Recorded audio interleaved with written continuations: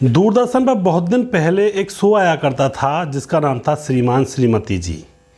उस शो के अंदर केशव कुलकर्णी नाम का एक कैरेक्टर होता है जो कि बहुत ही लोगों को हंसाता है, मनोरंजन करता है। दोस्तों, आज इस कैरेक्टर के बारे में यहाँ पे पूरी जानकारी लेंगे, जिनका नाम था जतिन कनकिया।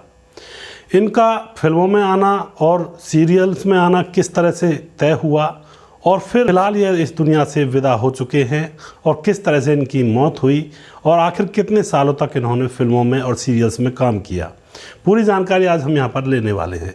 इनका जो अंत हुआ था बड़ा ही दर्दनाक हुआ था और इनके अंत के बारे में जानकर आपकी आंखें भी नम हो जाएंगी। नमस्कार, मैं हूँ सुदेश कुमार और फिल्मी कहानी चैनल में आपका स्वागत है।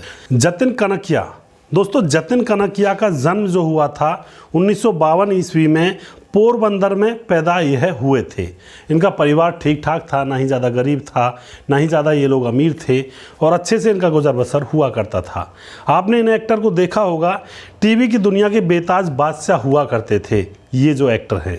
एक दौर में इनको प्रिंस ऑफ कॉमेडी का खिताब भी मिला हुआ था। दोस्तों, टीवी के अंदर इनका जो रोल था बड़ा ही चर्चित था, घर घर तक इनकी पहचान थी और वो दौर दूरदर्शन का था और जतिन टीवी शो श्रीमान श्रीमती से घर घर की पहचान बन चुके थे, यानी घर घर के अंदर छा चुके थे। जतिन शुरू से ही एक्टर बनना चाहते थे, इसलिए उन्होंने बचपन से ही गुजराती और हिंदी थिएटर करना प्रारंभ कर दिया था। इन थिएटरों में ज़्यादा रुचि दिखाई थी। दोस्तों, उसके बाद होता है थिएटर करते करते वो अभिनय में पारंगत हो जाते हैं, एक्टिंग उनको अच्छी तरह से आ जाती है और जतिन को सफलता थोड़ी सी देर से मिलती है। जब वह 41 साल की उम्र के थे तब उनको पहला सीरियल मिला था जिसका नाम था श्रीमान श्रीमती जी। इस सीरियल में आने के बाद अब दोस्तों इनकी किस्मत जाग चुकी थी। मिडिल क्लास फैमिली के मर्द केशव कुलकर्णी के रोल में वो ऐसे छाए कि दर्शकों ने उन्हें पलकों पर उठा लिया था, यानी कि बहुत ही प्रसिद्ध हो गए थे।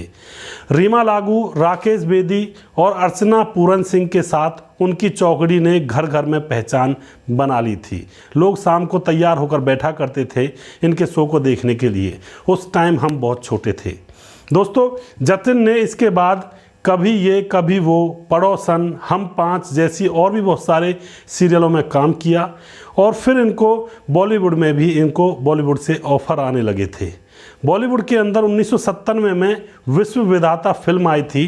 उस फिल्म से यह बॉलीवुड में प्रवेश कर जाते हैं, कदम रख जाते हैं। उसके बाद एक फिल्म आती है खूबसूरत, हम साथ साथ हैं।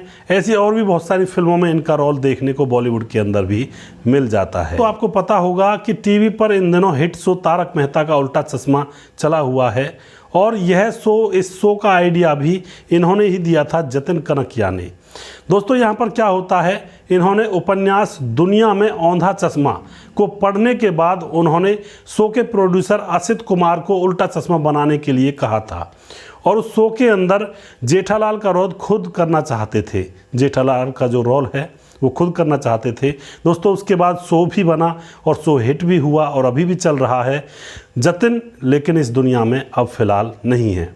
उनकी जब मौत होती है तो बड़ी ही एकदम से असमंजस परिस्थिति में उनकी मौत होती है। लगता नहीं था कि इनकी मौत हो जाएगी।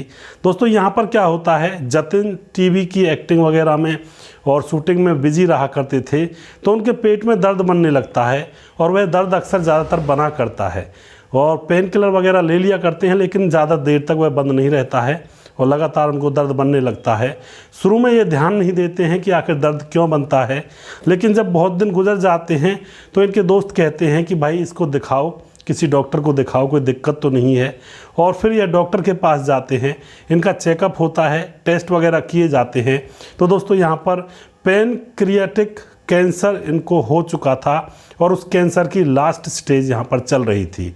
यह बात डॉक्टर जब इनको बताते हैं तो एकदम से घबरा जाते हैं और जितने भी इनके साथ काम करने वाले कलाकार थे सभी को एक धक्का सा लगता है, क्योंकि अभी अभी तो यह इस इंडस्ट्री में आए थे और अभी तो इन्होंने बहुत कम काम किया था। इन्होंने बहुत इलाज कराया लेकिन कोई भी इनके दुख में आराम नहीं पड़ता है, सारा इलाज बेअसर हो जाता है। और फिर राकेश बेदी जो इनके साथ काम किया करते थे, 25 जुलाई 1999 को उनको खबर मिलती है कि जो जतिन कनकिया हैं वो हॉस्पिटलाइज हैं। यह हॉस्पिटल में थे, बीमार थे और इनको ऑक्सीजन वगैरह लगी हुई थी। तो यहाँ पर राकेश बेदी 25 जुलाई 1999 को इनको देखने के लिए हॉस्पिटल जाते हैं।